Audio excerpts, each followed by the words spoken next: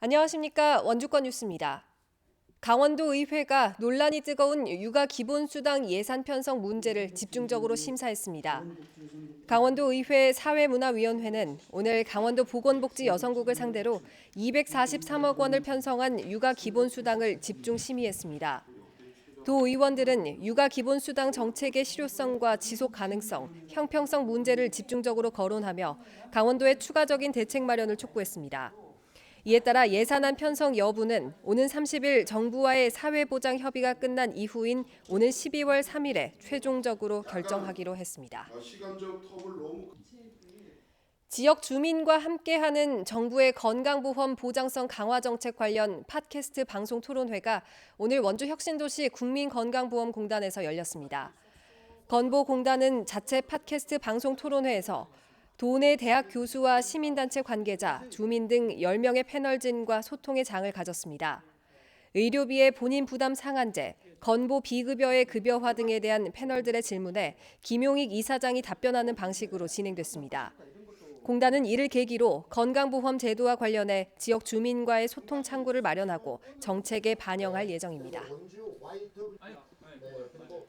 교육부의 대학 기본 역량 진단 결과 역량 강화대학에 포함돼 정부 지원을 일부 제한받게 된 연세대학교 원주 캠퍼스가 학내 갈등을 겪고 있습니다.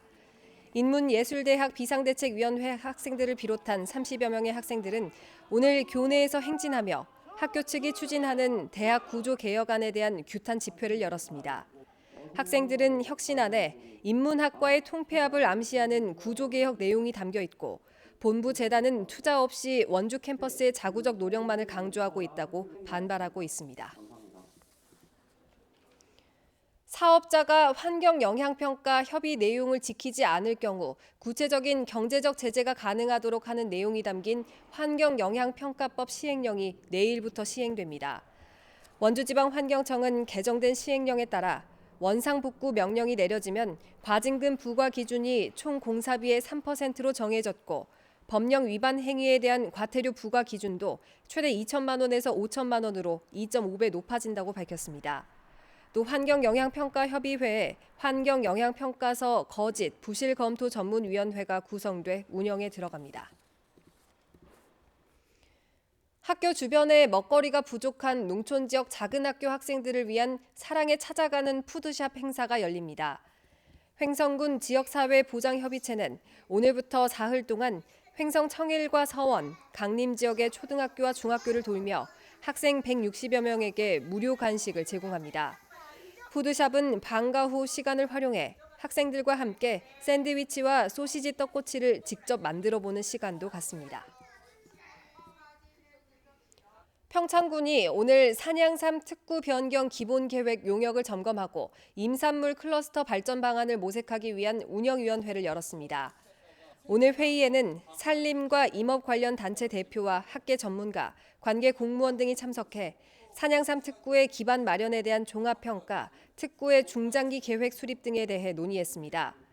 평창군은 그동안 산양삼 생산 확대에 중점을 두던 것과는 달리 2020년부터 추진되는 특구는 가공과 수출에 초점을 맞추겠다고 밝혔습니다. 횡성군이 뽑은 창원경찰이 본연의 업무인 시설 경비가 아닌 사무실에서 일반 행정 업무를 하고 있다는 지적이 제기됐습니다. 횡성군 의회는 행정사무감사에서 창원경찰의 일반 행정 업무 상황을 지적하고 당초 배치 계획에 따라 인력을 운영할 것과 복무 점검도 확실히 할 것을 주문했습니다. 이 밖에 작은 영화관이 영상기사 없이 운영되고 있는 점, KTX 연계 관광 프로그램과 역세권 개발의 미흡, 사회단체 보조금 중복 등이 지적됐습니다. 원주시가 산업통상자원부와 한국에너지공단이 주최한 2018 한국에너지 대상에서 에너지 효율 시책 홍보 분야 우수기관으로 선정돼 대통령 기관 표창을 받았습니다. 원주시는 에너지 이용 합리화 시책 추진, 에너지 절약과 온실가스 저감 교육, 캠페인 등을 통해 에너지 절약 문화 확산에 기여한 점이 높은 평가를 받았다고 설명했습니다. 2018 한국에너지 대상은 기존 에너지 효율 대상과 신재생 에너지 대상을 올해부터 통합한 행사입니다. 2018 평창 메밀꽃 백일홍 축제 전국 사진 촬영 대회 시상식이 내일 이호석 문학관에서 열립니다. 사진작가 312명의 작품 1,247점이 접수된 이번 대회에서는 김태동 씨의 농악놀이가 금상을 차지하는 등 모두 249점의 작품이 입상했습니다. 지난 9월 한 달 동안 평창 효성문화제와 백일홍 축제를 배경으로 사진 출품 대회가 진행됐으며 입상작은 내년 축제 홍보에 활용될 예정입니다. 강원도 특수학교 학생의 19%가량이 산업체와 공공기관 등에서 현장 실습을 하고 있는 것으로 나타났습니다. 강원도 교육청에 따르면 특수학교 고3 졸업생과 전공과 학생 420명 중 학교 도서관과 대형마트 등에서 현장 실습을 하고 있는 학생은 80명으로 19% 수준입니다. 도교육청은 지난해 제주도에서 특성화고 학생이 현장 실습 중에 사망한 사고를 계기로 특수학교 학생들의 실습장 안전에도 관심을 기울이고 있다고 밝혔습니다. 뉴스를 마칩니다. 고맙습니다.